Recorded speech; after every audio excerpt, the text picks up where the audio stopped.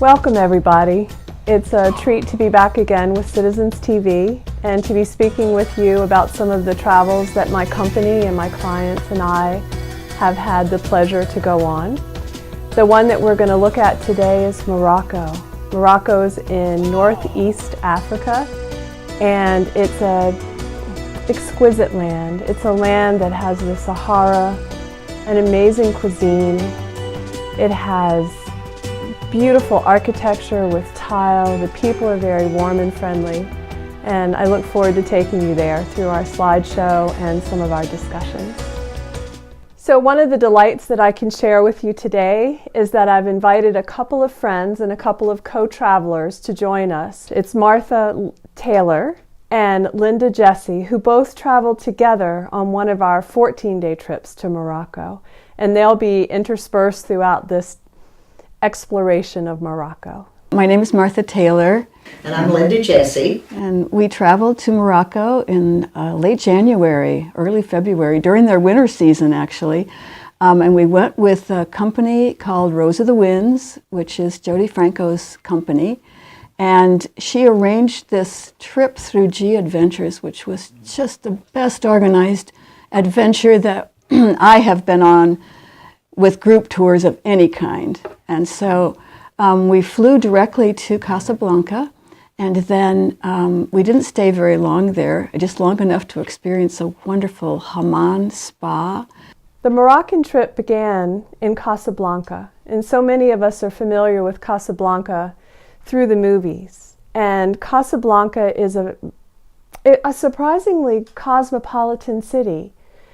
Morocco is considered a developing country, but because of the European influence and the fact that the French occupied Morocco, it was called a protectorate.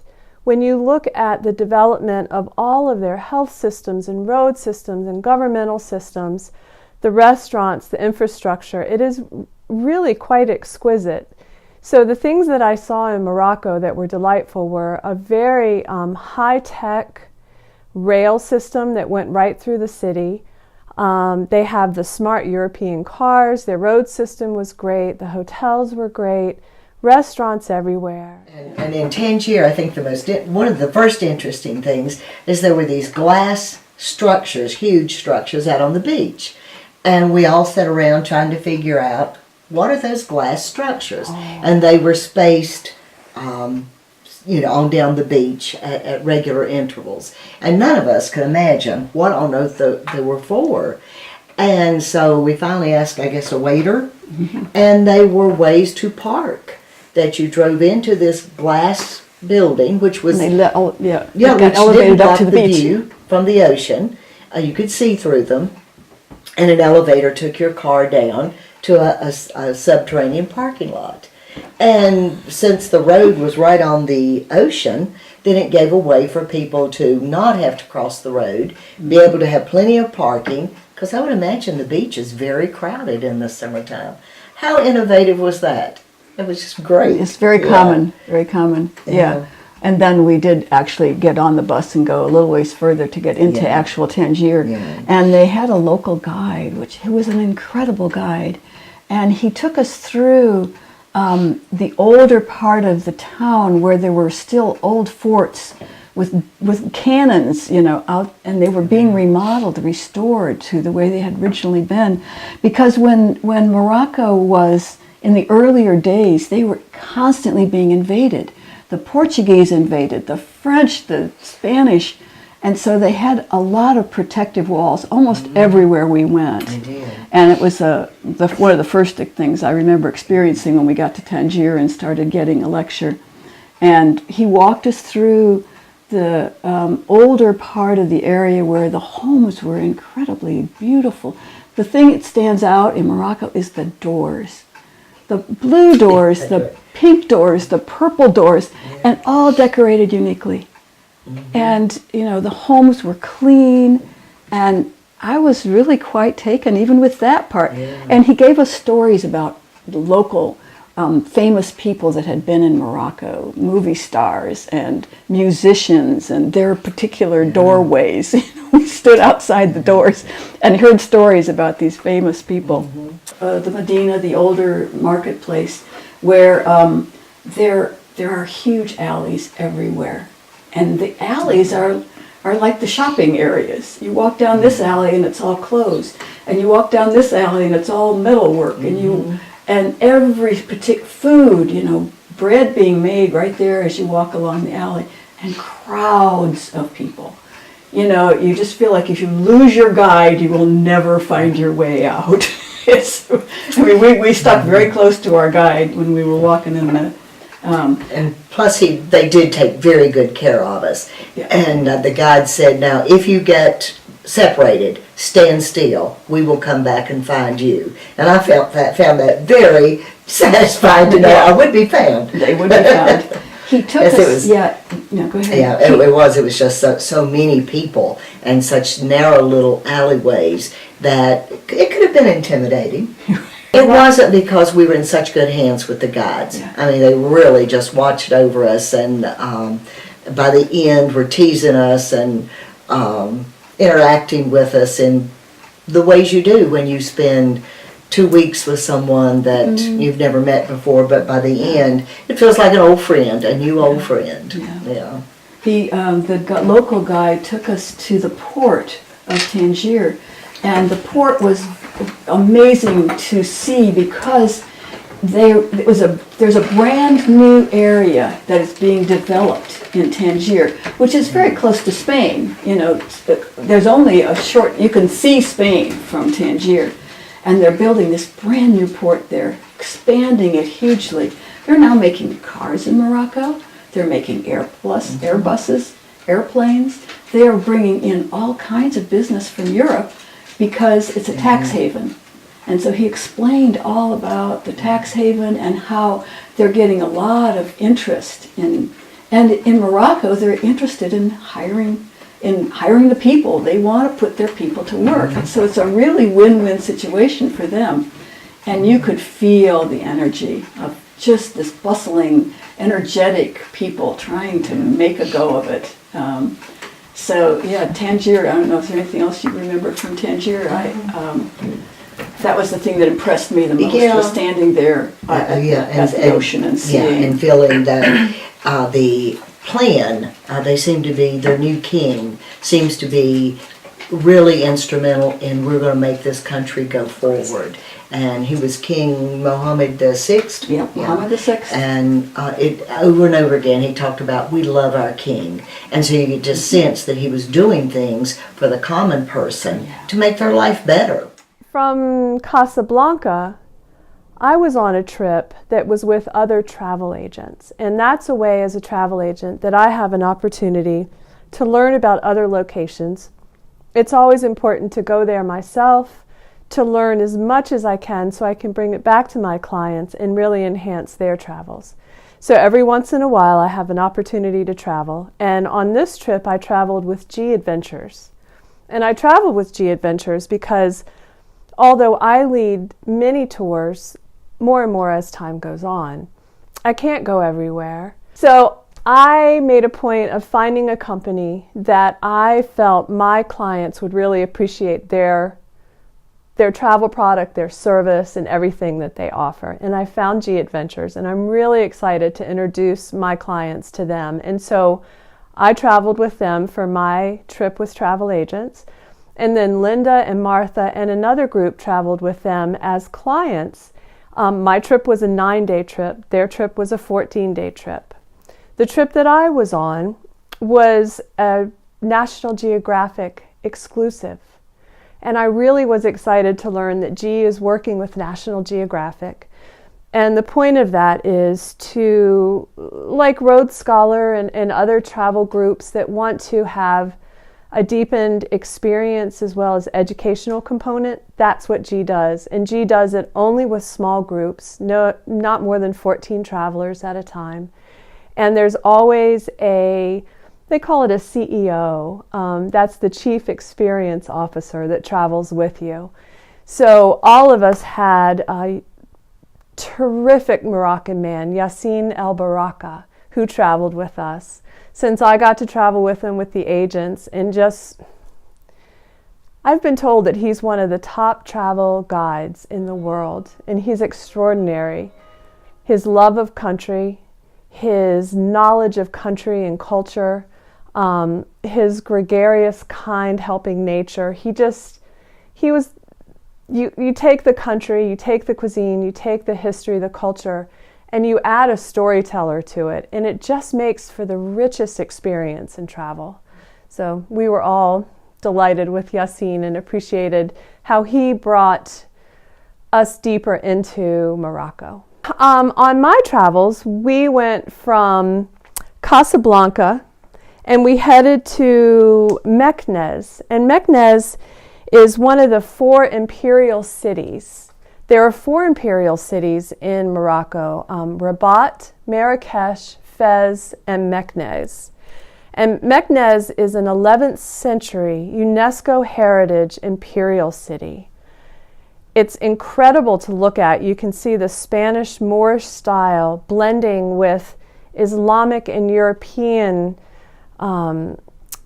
architecture and art, and it just gives it a wonderful impression. In Morocco, there are exotic words they sound exotic to us who have not been there yet, and so they're the words that describe basic elements in their society. So one of the words is Casbah. We've heard of, rock the Casbah. And so a Casbah is actually a palace or a fortress. And throughout Morocco, you can see most that are in decline and ruin, some that have been restored, and some that are still inhabited. Another word that I had heard, but I wasn't quite sure what it was fun to discover what a souk is. And a souk is the word that they use for their markets. And so there are open markets in each one of the major cities and in the towns and villages. And they feature things that locals really appreciate and things that we as tourists are fascinated to see. When we were there, the dates were being harvested, olives were being harvested, so we saw that in the countryside. When we traveled into the souks, then we could see how they were being processed and marketed and have a chance to taste them and bring them back home as souvenirs. Another word, we actually have Medina baskets here in Floyd. They're friends of ours from the community that are very familiar with Morocco. They bring back baskets and do importing, so they have the word Medina in the name of their business. Medina is a walled city, and so throughout Morocco, when you get to a major city, you would see the walls of the city, and inside are the souks and the Medina, the homes. Quite often the very fancy homes are called riads. So we got to see all of that while we traveled.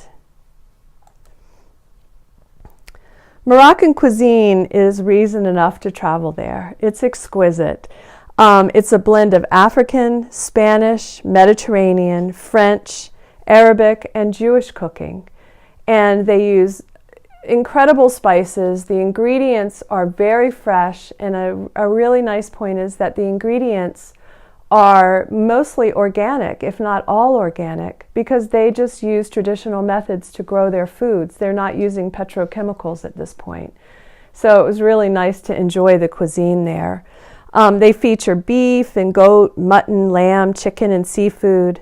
The specialties, of course, are olives and olive oil and dates. I had so much fun eating there. I think that I got the nickname the Olive Queen. I ate so many olives. They're so salty that I think I drank gallons of water daily. And we ate at some wonderful restaurants there at Chef Shulin. And one we took up on the very top, and they had a balcony. And so we had a lovely picture of the square at night with all the lights and people out going to restaurants to eat. And the food was delicious everywhere we went. I don't recall getting a bad meal, because mostly we ate tagines anyway, but that was okay. And for the tagines are like a clay pot with a top put over it that kind of comes up to a cone shape. And then when it cooks, all the spices are redistributed out into the food. And it's just so delicious, not to mention piping hot. So you never had to worry about the food not being cooked well enough. Okay, I mostly got vegetarian. You did some. Both Lester and I both got fish and vegetables. And most of the vegetables were carrots, potatoes, probably onions underneath. Root vegetables. And nicely spiced and all well cooked, but not overly spicy. I'm sensitive to eating really spicy food, and it was never overdone for me. Linda mentions, and I think so many of us will agree, that one of the exquisite things in Morocco are the doors. They are ornate, they are beautiful craftsmanship of wood and tile and color. So as you go from place to place, you just want to snap a shot or look at a door and appreciate it. And some of the doors that you'll see in our slideshow, are doors where they're made, the low part of the door, an individual can walk through, knock, open the door, go in, it's just overhead. But then you'll see up above there's a higher doorway, and that higher doorway is so that someone coming in on horseback did not have to dismount, and they would open up those doors as well. Here we are in Meknes, and Meknes is one of the 4 imperial cities. As an imperial city, it's where the great leaders had lived, and one of the great leaders was known as Moulay Ismail, and he was very progressive. He was also known as a tyrant. So there are stories of how he brought the many tribes together that are fascinating, but there are also horror stories of the cruelty that he inflicted upon the people of Morocco. Inside of Meknes is his royal palace, and some of the pictures that you'll see are pictures of his incredible stables. He had, in the royal stables, there were as many as 12,000 royal horses. Each horse had a groom and a rider. Each one of those horses had a groom and a slave, actually, that tended to them. It's incredible. And of course, these horses were the beautiful Arabian horses, and then part of the breed was also a Berber breed. And when you're standing in the midst of these stables, it's quite extraordinary to see stall after stall and realize what it must have been at that time. And of course, they were war horses. They had all of this for their army. In order to feed all of these horses, and you're in the desert, there are oases, there is water, but of course it's limited. They had this incredible system. When you look at the granary, this major construction, they built it on top of some water that flowed to keep it cooler.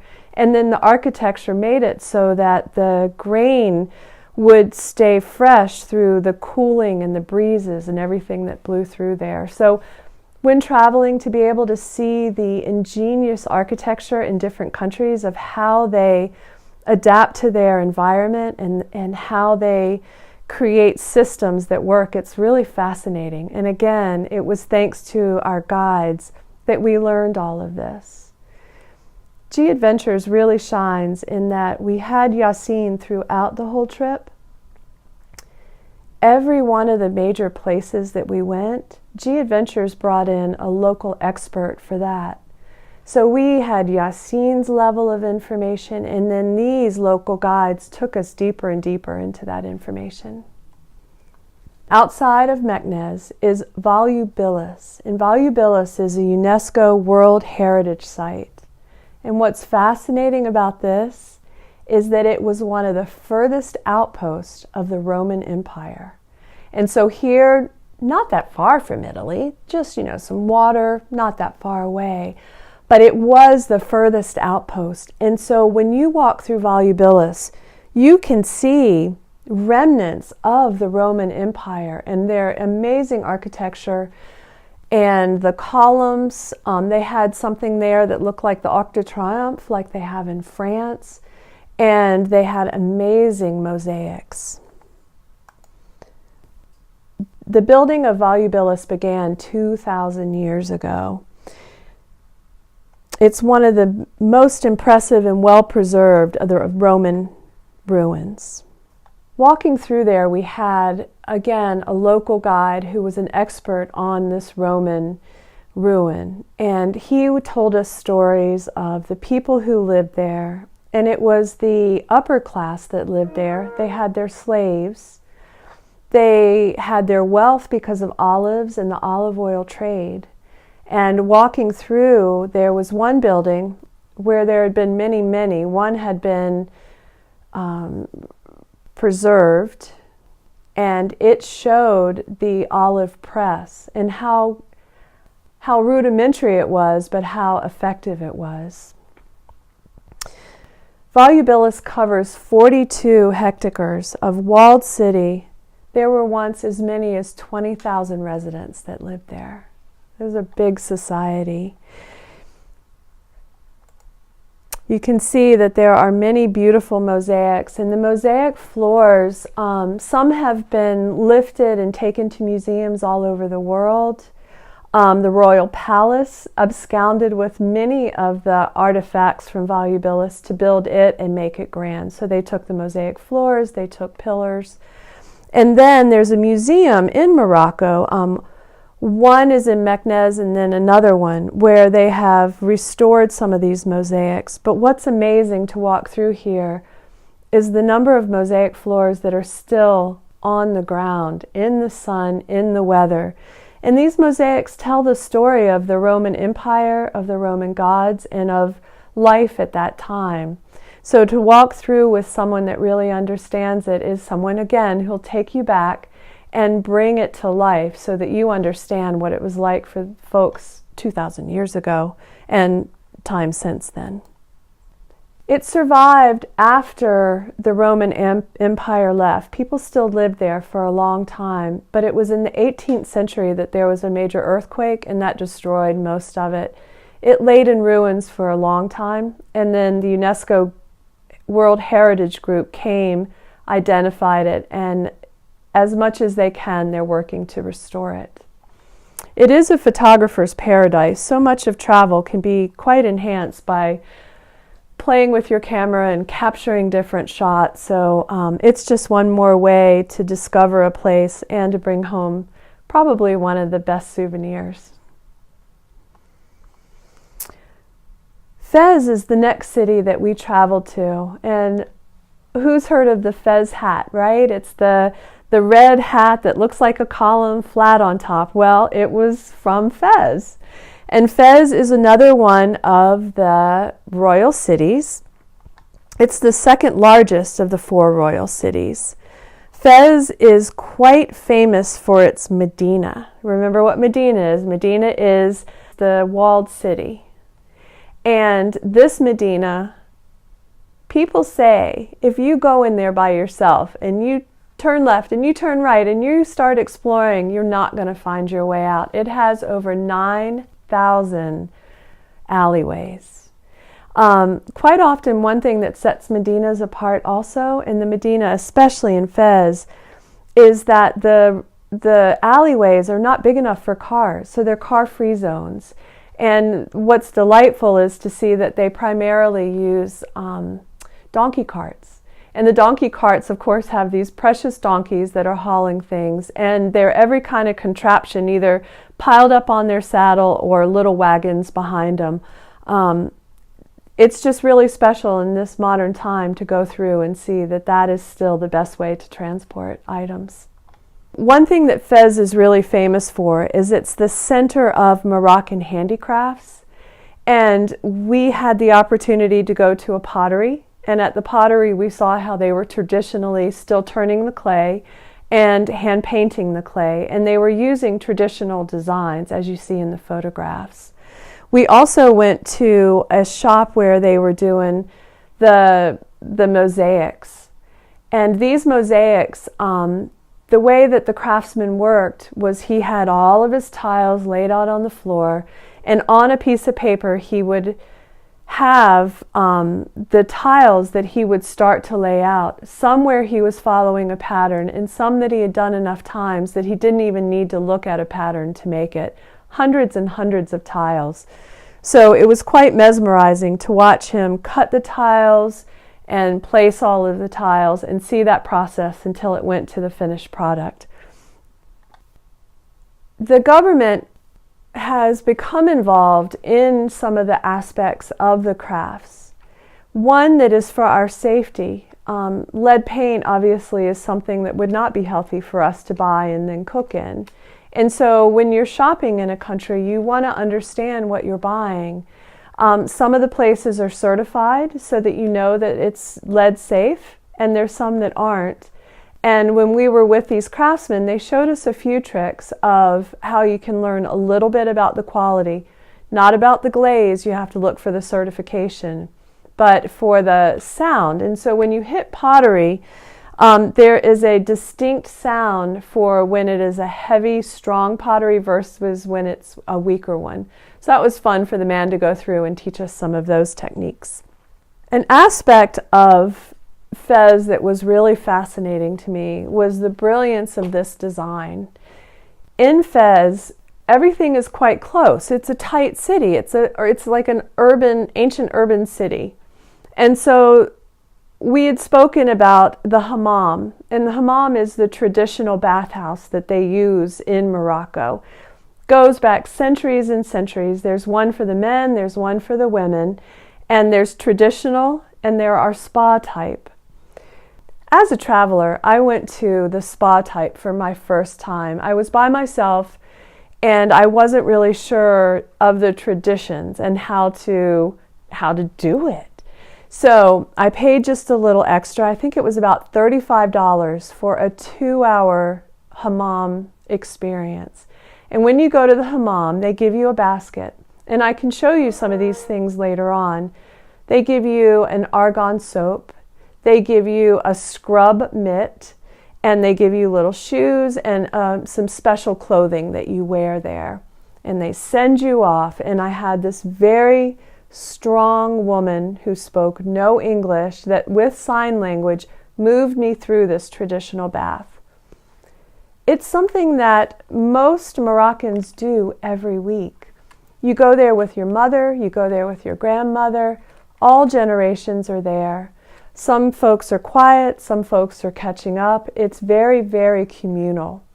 The process for me was the first part is steam, and then you soap yourself up. Your attendant helps to scrub you down with this mitt so that you're exfoliating. And think about it, they do that every week. It's an extraordinary level of cleanliness, of hygiene. From there, you go into another room where they did a seaweed wrap. I'd never had that before. It's this green paste that's seaweed that has been heated up very hot, very hot. And they slather your whole body on it. Then they wrap you up and they walk away while you just lie there in pure comfort. They come back, they rinse you off, and then you can have a massage, and they use their very amazing argan oils and blends just as part of that massage. And all of us were delighted to think that, one, we got to experience this tradition. We got to recover from our jet lag by doing this upon arrival. And then we were amazed to look at each other's skin and see the glow. Where we were got over our jet lag very quickly, didn't we? Indeed. We did. That was an experience of a lifetime to join in with a different culture and a different way of bathing with no modesty, and it was kind of just like a women's time. So we enjoyed that. They were trying to explain, they didn't have any English, so they were trying to explain to me in French that my dry skin was falling off all over my body, and we had the charmingest time trying to understand what they were. I'm laying there with all the other women watching me have my skin peeled off. They scrub it very well. Yes, they do. Anyway, it was a lovely experience. And for us American women to be sitting around basically nude was such a different experience, and yet it didn't seem to bother anybody. It And was that was the most lovely. amazing thing at all, is that it really bothered nobody. And you could see that in the women from Casablanca that were not with us. They were just so relaxed, sitting there, attending to their bathing, lost in thought. Wasn't a lot of interaction, was there? No, there wasn't. Very quiet. Yes, we weren't very versed in French or So we couldn't Moroccan, talk. so it was a little bit more difficult to communicate with words, but it was a very deep communication of culture and Yes, it comfort was. Yes. among women being bathed and scrubbed and just tended very lovingly. Yeah, it really I was was. very touched by it. I was too. It was an amazing experience. So really half the time that I was having my hammam treatment, I fantasized about, now how do we get this back to Floyd? How can we do this in our lives? It was really something very special. How that pertains to Fez is that what we learned, we went to a baker's kitchen. And in his kitchen, it's that traditional earthen stove, oven. And he's down below. And around the hammam is,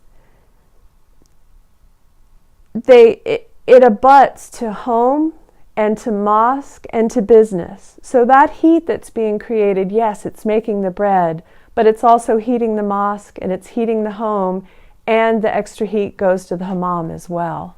So that's just so clever. So the Fez Medina is broken up into all of these different sections. One section was booth after booth of olives prepared in hundreds of different ways, some spicy, some brined and salty, just everything imaginable. They had meat, they had seafood. There's kind of a creepy picture of a camel's head. They must serve camel meat, I'm not sure, but we saw the camel head. There were bakeries. And then I saw one fishmonger who had 2 cats that were just happily sitting outside of his booth waiting as he threw fish to them. 1 fish wasn't enough, 2 fish wasn't enough. They were just little beggars. The level of craftsmanship was extraordinary. There were a lot of tinsmiths there. We saw several booths that were mirror upon mirror, and they were just beautiful designs. Were they not so heavy and fragile? I'm sure I would love to have brought one home. In one of our photographs, you can see a couple of men in the most rudimentary of booths. I was told that this is one of the premier tinsmiths in all of Morocco. In the most simple of areas, he and his apprentice were banging out copperware when we were there. Now, Fez is famous for its leather works.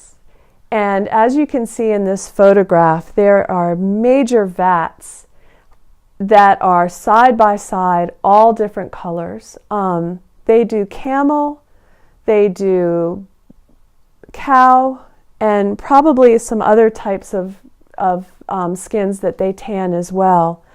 They say if you can't find the tannery with your eyes, you can find it with your nose. It is a very pungent smell. As someone who is not working there, as someone who was touring there, we were given a balcony view. And as you can see, we were up high, looking down. And if you look closely inside these vats, men are standing inside of them, pants rolled up, legs in the dye, and they have these skins that they are dyeing, and they use the sun to dry them out. And the quality of the finished product is kid soft. No smell, extraordinary colors, and the people of Morocco, and Fez especially, really pride themselves in their ability to finish leather and to create amazing wares. I brought home a pair of slippers that are quite extraordinary. Martha brought home a hassock. They had all kinds of gorgeous jackets and bags and anything you can imagine out of leather, belts. It's really a fun souvenir to bring home. And what were the prices like? The prices are very fair. I would say probably at least a third of what you would pay in the States. And I will say that checking out on the prices, there is nobody that bargains like a Moroccan. I've had the pleasure to go to several countries where there's no such thing as a price tag. It's all about just bargaining. And the Moroccans were the best, I tell you. It's a fine line. I think that since we weren't brought up in a culture where bargaining is part of how we shop, it's an uncomfortable sort of thing. And then you realize that with the Moroccans, they're playing a game, partly. Yes, it's their livelihood. Yes, they need it. But at the same time, they're not taking it to heart, although to look at their face, to hear their voice, it's life and death, and it's intimidating. But it's also something that you go into knowing this is the way it is. Oh, that was the hard thing, was always having coins small enough to buy the things. So I would always suggest that when you go to a country that when the difference is 100 to 10, that you find ways to get small coins, because that's what you needed. And they were very hard to come by. And they could probably have given us change for small amounts, but we were giving them hundreds and 200s, and it was sometimes very difficult to get change. So I thought in the future, when I go to a country that there's that great distance between the amount of the money, between the monies, that I want to go to in the airport and ask for lots of small amounts. Coins. Just kind of a little travel tip that would have been much easier. I would have bought a lot more. One of the customs that we experienced, which really was not typical, at least in my travel experience, was that, on the bathrooms, when you would go to the bathroom, there was always someone there with the toilet paper. I know other cultures have this, but they expected you to leave them a coin. And so if you didn't have a coin, it was a little awkward because you didn't have any toilet paper. One thing that I had heard, but I didn't know as much about as I'm glad I do now, is the mutual relationship that the Arabic people and the Jewish people have in Morocco. Jews came to Morocco many centuries ago, and they lived in relative peace with the different rulers that were there. In the beginning of time, they spoke the Berber language as well as a few other languages. And their society grew. It grew even bigger during, 1492, when there was the Spanish Inquisition. And that's when Spain kicked all of the Jews out. And because Spain is just across the water from Morocco, a lot of Jews went to Morocco. The population grew quite a bit then. And it continued to grow until after World War II, when Israel was established. And at that point, many Jews left Morocco and went to Israel. We had to leave Fez at some point after having good meals and good storytelling and great tours. And to go to the Sahara Desert, that's pretty much everybody's highlight. So here we were on our way. But to get to the desert, you have to go through the Atlas Mountains. And the region we went through on the way into the desert was called the Middle Atlas. And it's known as a pre-desert countryside. It's got oases throughout it, and there are some really gorgeous, deep gorges. So visually, it was quite stunning. There are palm trees throughout it, and in those palms, they were harvesting the dates. We had heard about the Barbary apes, and we were excited to see them, and I found out that they're actually macaques, which are a monkey, but they're known as Barbary apes. And they're a matriarchal society, and they're scavengers the way they live now. So we had heard about them, we hoped that we would see them, and as we were driving down the road, there was a little pull-off, and we stopped because we saw a couple of monkeys. As soon as we got out of the car, there were 15 monkeys. They were in the trees and they came down. They're begging. And Yassine mentioned it'd be better not to feed them, that encouraging that type of behavior is not good for the wildlife. So we did not feed them, but we watched their antics. And one of the photographs I have is of probably a mother. I didn't look closely, and it's really neat. Even though it's a matriarchal society, they don't know the paternity of the father. So the males help take care of all the young as well. And they're equal opportunity. They take care of lots of different ones. So there was this one monkey up on the rock, and the monkey had gotten a banana or something somehow and had its one offspring. And another monkey thought that it needed some of that banana. And that mother or father was trying to chase off the little one that was intruding, and to no avail, and finally just surrendered and took care of the two little ones. But it's really fun to watch the monkeys and all of their antics.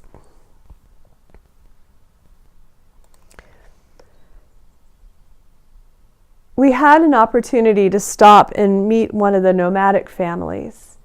And it was really a treat to be invited into their tent domain.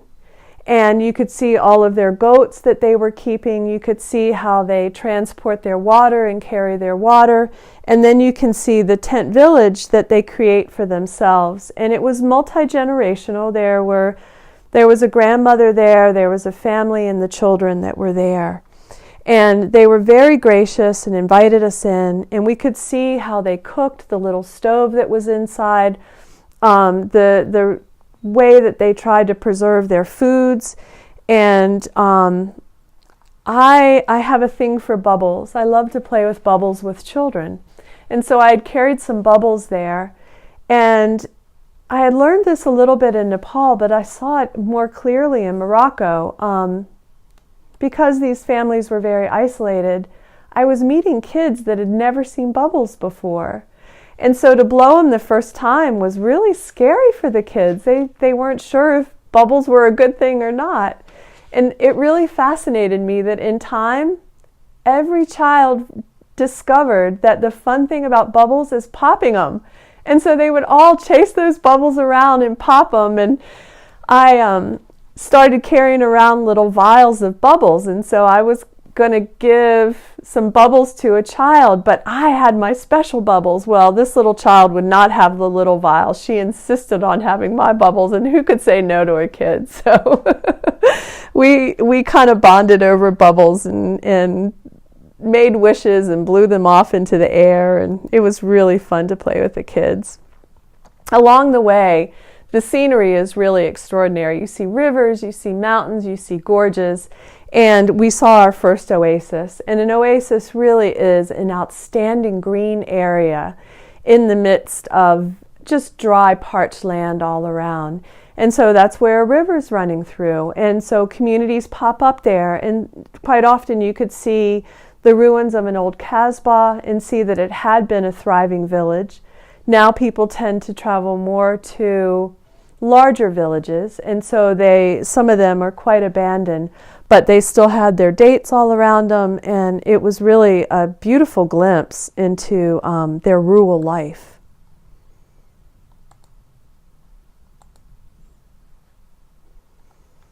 We finally made it to the Great Sahara Desert, and in anticipating going on this trip, I was most fascinated in wanting to see this vast desert. And this vast desert was more phenomenal, more amazing, more extraordinary than I dreamed. The dunes tower. They're the most beautiful rust color, and that's because there's iron, and so the iron has coated all of the sand. But the sand shifts and the light shifts. So you see these dark shadows, and you see the sun hitting it directly, and so it's a different color. So it's this whole rainbow from white to orange to brown to black. It was beautiful. We got first to our desert hotel, and it was a place that looked like something from a movie set. It was earthen built. It had camels all around it. It had rugs. It had a fountain that shot into the pool. And I think we all felt like we had just jumped into a new type of paradise. We spent that evening listening to music, having amazing food, listening to stories, and dancing a little bit. The meal out there was delicious, and it was so beautiful that I couldn't imagine sleeping in the hotel. So I asked Yassine, and Yassine spoke to the folks at the hotel, and I requested to be able to carry my mattress up onto the roof, and that was met with great support. And so that night, I slept out under the stars in the desert, in the perfect quiet. There was a wind, there was no moon, and here in Floyd, here in the States, wherever I am, I love the night sky, and I've learned many of the constellations. I was so disoriented there. The whole relative point of view is different. So there were shooting stars in the blackest sky and the greatest silence. Truly, it was one of the highlights of my life. I'm very grateful for it. In the morning, we woke up and it was time to go for our camel ride out into the desert. And we met up with some camel herders, and they had their camels saddled and ready. And we got instructions on how not to fall off when you're going to get picked up by a camel. The camel gets down on its knees. It squats down so you can get up on the saddle. And when a camel stands up, it straightens its back legs first. So you're leaning extremely far forward, and then it comes up on its front legs. So all you have to do is brace yourself and hold on. And then that camel slowly plods forward. And the camels, of course, have their big, broad feet that just make it so that they can step on the sand that's shifting all the time. And in our little caravan, we walked out into the desert. And we got to see the sunset. We got deep out into the desert, and so that we could get up on the ridge and watch the sunrise, we had to walk up this hill. I mean, I think that the camel could have carried us, but the way it worked out is that they parked the camels, and we got off the camels, and I think they wanted us to get an appreciation for what it's like to actually walk on the Sahara sands. And it was a steep, tall sand dune, and I started off okay. I wasn't one of the youngest, but I wasn't one of the oldest. And maybe a third of the way from the top, I couldn't go forward. Every step I took, I slid back, and I worked, and one of these beautiful young Moroccan men helped me up the last bit away. Once I got up, I was like, yeah, good, I'm going to enjoy it up here on the ridge and not go down till we have to leave. But it's really extraordinary, and I do highly recommend, if you have any curiosity about the desert, Morocco is a really wonderful country to get to go into the Sahara. Thanks. So I didn't like the word groan. I'm going to keep looking for a better word that describes the noise that a camel makes. When we got to the camping area, we were served, and they had a special tent. We had a series of tents set up like in a square, so to protect the tents from too much wind at night, because the winds were very intense and strong, and the sands moved a lot during the night. But there was a larger tent on one side of the camp, and they brought us in there, and they served a really nice meal. Mm-hmm. They served Moroccan mint tea, which was very common. We drank a lot of Moroccan mint tea. We did. Mint tea was good. And then they entertained us afterwards with drumming and dancing. And I think I got up and did quite a bit of dancing myself. You can see that there's a picture of me and my travel agents. It was great to travel with them. Besides learning about Morocco, an advantage for all of us traveling together is how we share information about other destinations and other practices for being a travel agent. So it's really an educational opportunity. I'm glad I get to take it every once in a while. And we have a wonderful picture of Yassine. Yassine's a very happy man, and he enjoyed every place that we were. You could tell he loved the desert. He was at home in the desert. Just like Martha and Linda's trip, the next day we had the opportunity to do a 4x4 ride, and that was part of our tour. And we saw the mascara mine. We also went and met a Bedouin family. Again, we got to stop. We got to have mint tea, and we got to play with the children. I introduced Bubbles. I'd carried some tops that I'd brought and played with the kids with that. And the thing that really struck me was how industrious they are. When I saw the woman who was weaving, I was curious if she was creating a product for sale. And I was told no, that's not what was important to them. She was beautifying their home. And so to look around, I could see the pillows and the rugs and the bed coverings, all of which they had woven themselves. So it was really extraordinary to see how self-sufficient the Bedouin people can be. They were very inviting with us. We did not share language, but of course there's a lot to be said with sign language. I played with the top with the grandmother and the child. He was a little too young to do it. I don't know that she had ever played with a top before, but we played together, and it was a fun little souvenir to leave. When I travel, I really enjoy having gifts that I can give along the way. We also got to go hear the Genoa, and I think that the other lady spoke about that. Linda, when she was on her 4x4 trip, got to go meet them. And they are people who were brought to Morocco originally as slaves.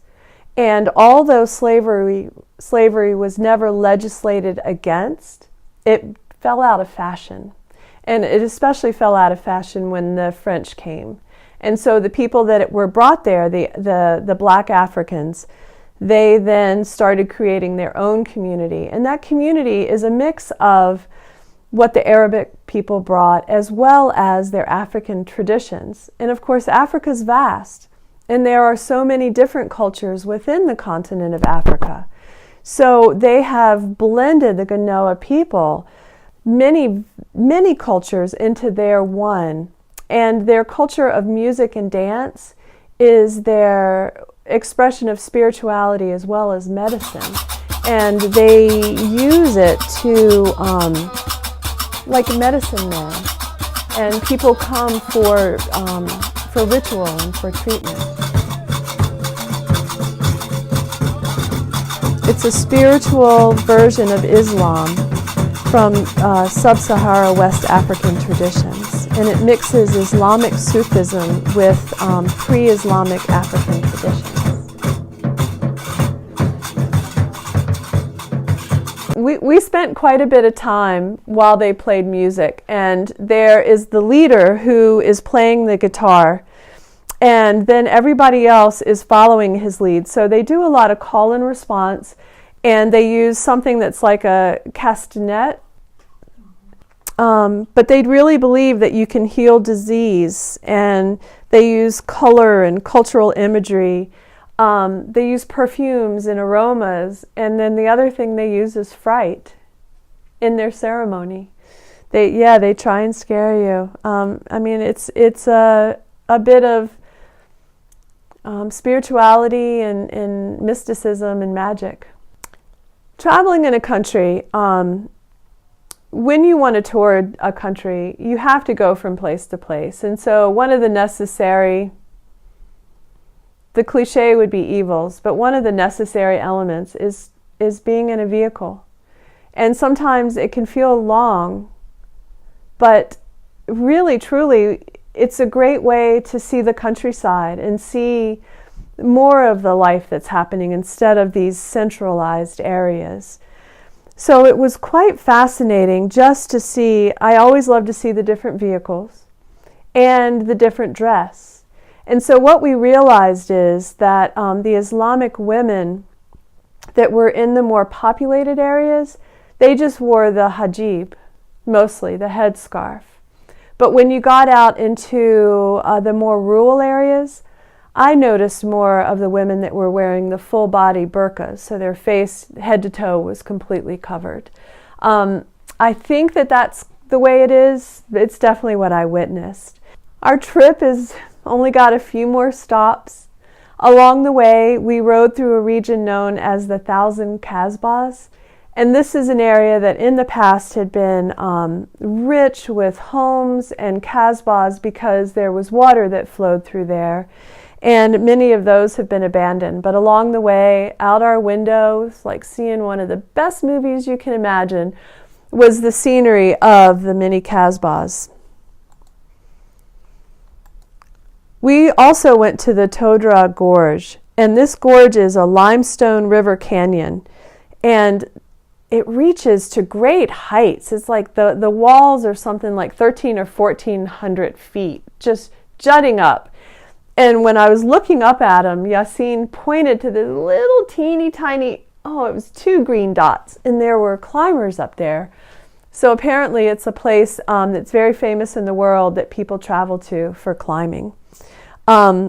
It's really beautiful during the dry season, and they say that torrential rains can just start to fill it up dangerously. There was an abandoned hotel down in there, and it was abandoned because at one point a major boulder let loose and landed on the roof, and they determined that it wasn't safe enough for tourists. One of my photographs is of one of the men that was down there, and he just really illustrates how welcoming the men of Morocco can be, how smiley, how colorful they can be. He was a character, and he was kind enough to let me take his picture. We went to a very famous Casbah, and this is the Casbah that had been part of the Glaoui family. And if you read Moroccan history, you'll read a lot about them. They were very powerful.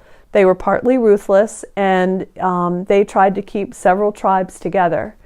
So this is their Casbah, and it's called the Tawrit. And it is exquisite. They have restored parts of it. So as you can see in the picture, the craftsmanship is extraordinary. It shows the way that they value their ceilings. This ceiling is made of oleander, and all the oleander has been colored and then laid out in geometric patterns. And it was just one of many ceiling designs that was fascinating. We also saw these beautiful rooms, and you could see how airy they kept them. They used intricate lattice work for the windows, so the shadows were beautiful, the use of tile and color.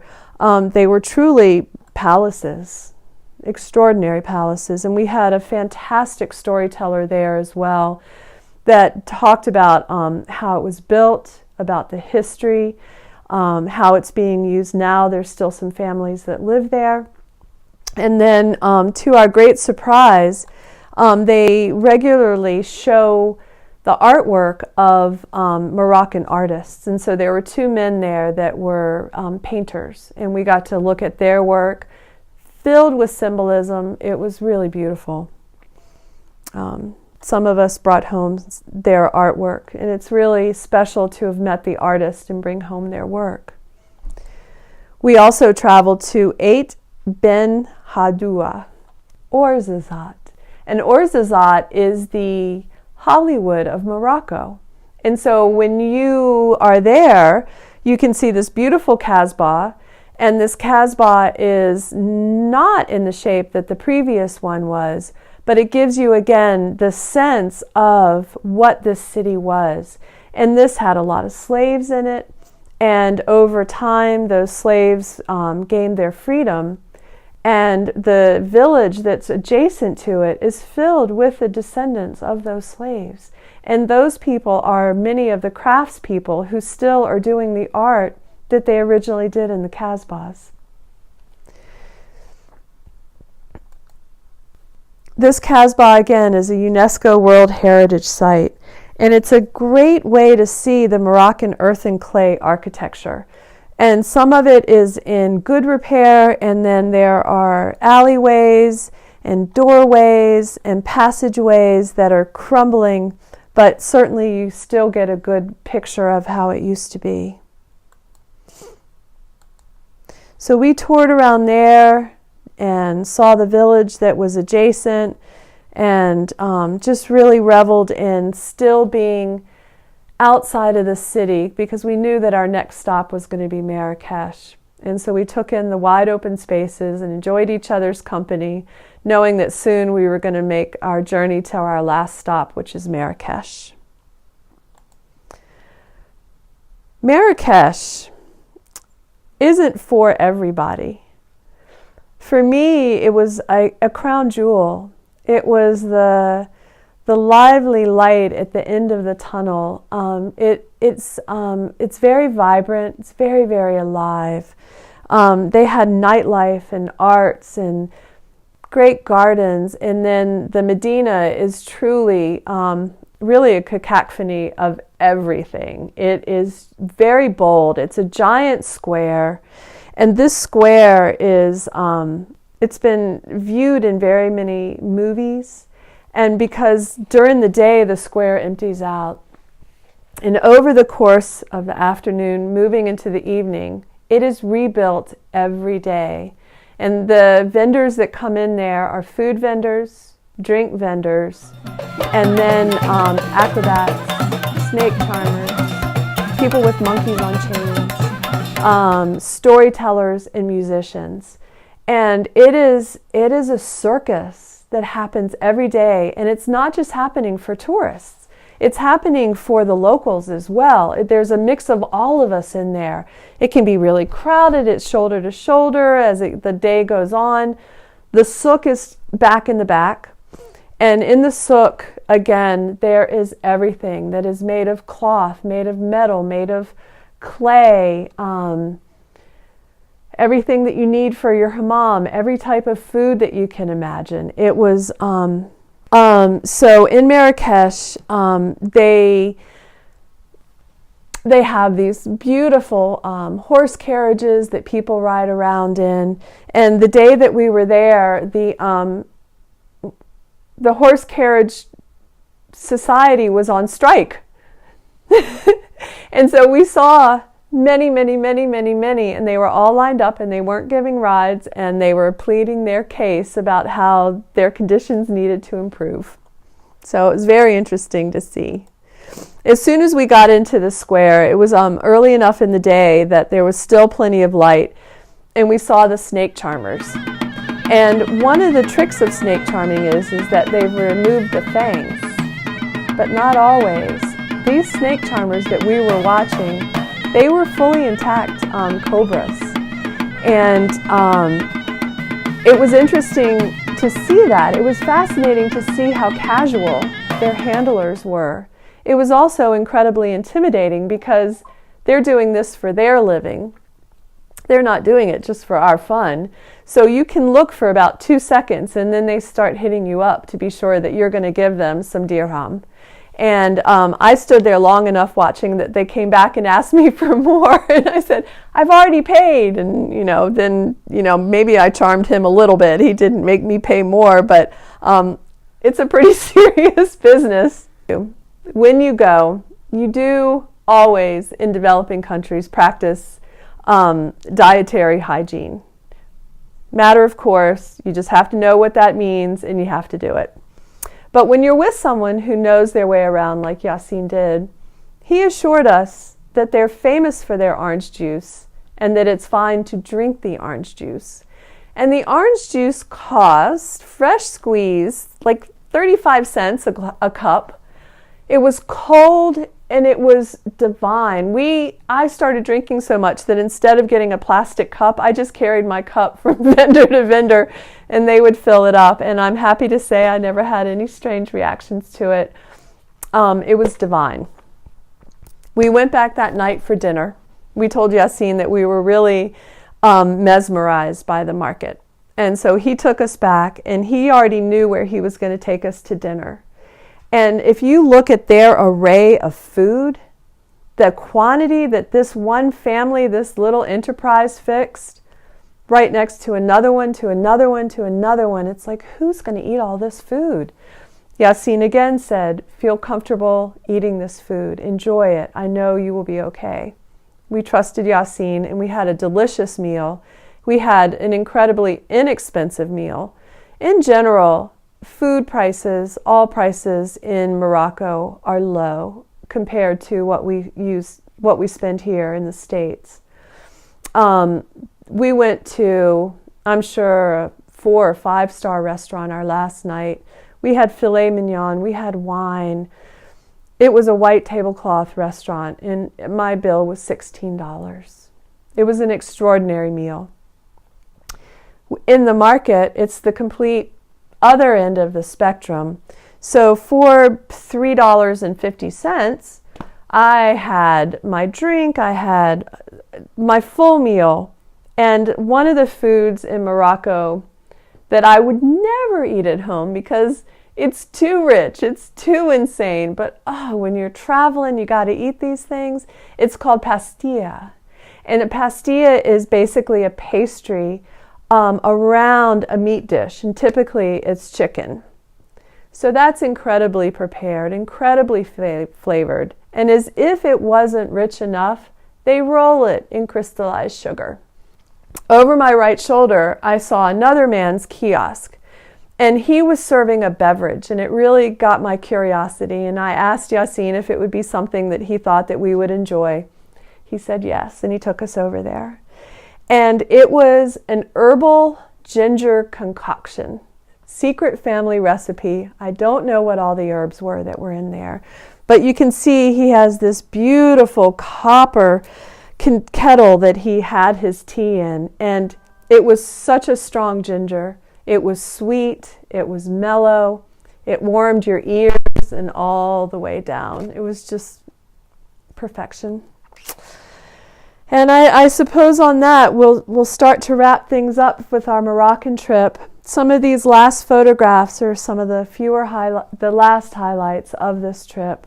You can see the Koutoubia Mosque, and the Koutoubia Mosque is it's a central point in Marrakesh. It's near the market. It's very unique because of its square architecture. When the Islamic people came in and they crushed one of the societies, they believe that you also have to take the mosque down. You can't pray in their mosque, you have to pray in your own mosque. And so when they rebuilt this, they did it with the square minaret, and that is something that was unique architecture. This picture on the top right, if you look at it, it looks like a palm tree. It's actually just a very beautiful cell tower. They've got everything all hidden inside of there, and I really thought it was a great piece of art. And then you see this sculpture that looks like flowers. That was solar panels. So I just really appreciated the beautiful art that they had. One of the last experiences I'll tell you about is I really wanted to learn and was given the opportunity to study Berber medicine. And so Yassine took us to a shop in Marrakesh, in the market, and it was run by a number of women. It had been in the family for a long, long time. They demonstrated how argan is pressed, as we hear about from Linda and from Martha as well. Oh, well, I'm so glad, because that was one of my main reasons for going to Morocco, was to be able to see the goats in the tree. And we kept thinking, when we got to the area, that he said, no, this is where the argan trees, and we may be lucky and see the goats in the trees. And we had driven and driven and driven and had just about given up hope. And then all of a sudden I looked over and I saw goats in the trees, and about the same time Yassine said, oh, there they are. And so they pulled over immediately, and we were just amazed to see that goats, yes, we know they climb mountains, they do that easily, but trees are a different story. So we have some pictures on them just at the very tops of the trees, and you would think, why are they not just falling out? And occasionally they would. I mean, gravity is still a force, no matter where you are. The trees aren't too tall, so they're used to kind it. of flattish, but yes. And they're used to it, and they had the shepherd with them. And whenever the goats would wander toward the road, he would pick up a rock and throw at them and yell, and they would turn and go back toward the trees. There were goats of every size and description that were climbing black up the and white, trees. black and white streaked. It was. I guess you would say the argan fruit that's what the goats are eating. And they digest this, which takes off the outer layer and leaves the nut or the seed behind. And from what I have read and heard them say, then they would go through and pick up those nuts, which saved a step by going through the goat. And then we stopped by a place where the ladies would actually pound them open and get out the little oily seed and grind that to produce the oil that makes the wonderful argan oil that is supposed to be so fabulous for our skin. Right. So we shall see. It was a really wonderful women's co-op that we stopped by where they were making the argan oil. And these women have a company called Marjan, and they actually sell their products. You could go online. And which I was surprised. There was a program, I think, on television Sunday morning, and they interviewed the people at this women's co-op, and they showed us every step where they actually, at the women's co-op, they said they didn't take the partially used seeds that had come through the goat, but they themselves picked it's almost like what I would think of as a walnut. It had that really dense outer shell, but then they would break it and get into it. Almost looked like an almond when they got to the actual nut, and then they would grind it, and they showed us the different steps. There were a bunch of older women actually doing the hard, like 8-hour, just pounding all day long. And they let us try it. And this older woman tried it. Several of us tried it. They had just a rock that fit the hand. That's right. We would think a hammer or whatever. No, just a rock against a rock, and then the nut was there. And there was quite a trick to it. And I could not quite manage with her tool. I'm sure she knew how exactly were the points on the bottom that opened it up. But anyway, it was fun trying. It was it was a nice experience, and then you could see them making the different products that they make. And they served us mint tea again, and it's quite a ceremony to have mint tea because they have the glasses, and the person pouring it has to hold the teapot up quite high and manage to get it exactly into these glasses, which were about like this.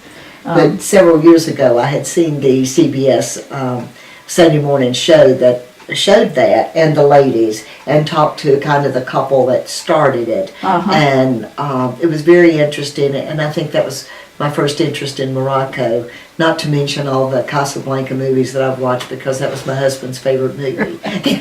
So Casablanca had not the great experience for me, because I felt like I already had seen that, which of course I hadn't, but it was that stemmed to when you mentioned Morocco. I said, sure, I want to go to Morocco.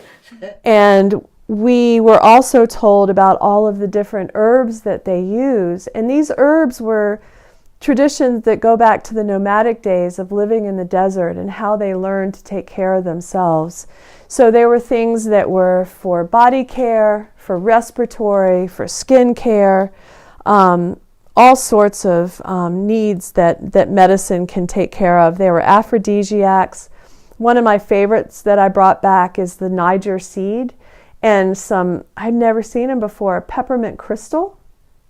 And they put those together inside of a piece of cheesecloth and they smash it. And so that opens up the seeds, it opens up the crystals, and it makes this aromatic, basically Vicks. And you breathe it, put it away. You can use it again and again. And we've used it, and it clears your sinuses really, really well.